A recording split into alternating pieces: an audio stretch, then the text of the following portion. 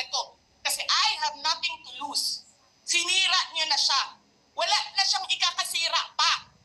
Tapos ganito ang gagawin niyo. Mabibigat din ang binitawang pahayag ni Duterte kabilang na ang asasinasyon kina President Ferdinand Marcos Jr., First Lady Liza Araneta Marcos at kay House Speaker Martin Romualdez sakaling may pumatay sa kanya. May kinausap na ako na tao. Sinabi ko sa kanya, kapag pinatay ako, patayin mo si BBM, si Liza Araneta at si Martin Romualdez. No joke. No joke. Nagbilin na ako, ma'am. Pag namatay ako, sabi ko, huwag ka tumigil ha. Hanggang hindi mo mapatay sila. And then he said yes. Kinwestiyon din ni Duterte ang kakayahan ni Pangulong Marcos na maging presidente ng bansa. Gayon din ang pagiging sinungaling umano ng Pangulo. Nagpresenta ka na magiging presidente ka. Tapos, hindi ka pala marunong. Sarap-sarap ng kain ninyo, buffet, alak, at pero yung taong bayan na pinamisan ninyo ng 20 pesos na rice,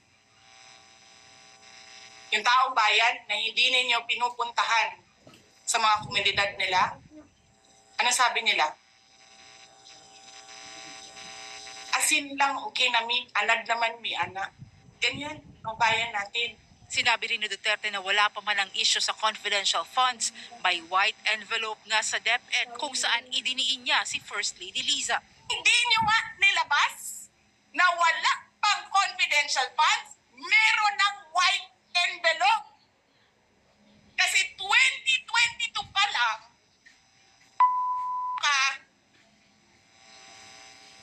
may utos na ng pera sa DepEd. Binanatan din niya ang pakikialam umano ni Romualdez sa pondo ng DepEd.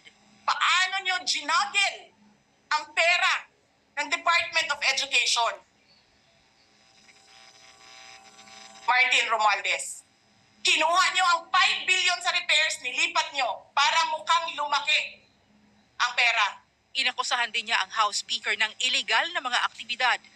Tanggap ka sa illegal, tanggap ka sa pogo.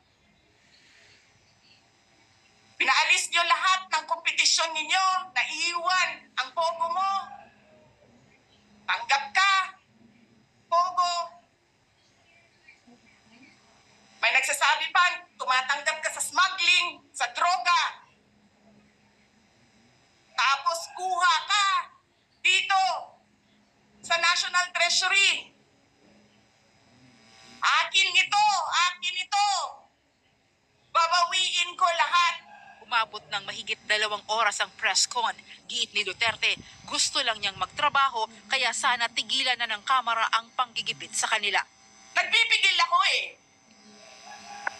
Kasi gusto ko lang magtrabaho. Gusto ko lang tapusin nyo na yung show ninyo dyan sa House of Representatives para makabalik na kami sa trabaho namin. Rod Macenas, ABS-CBN News.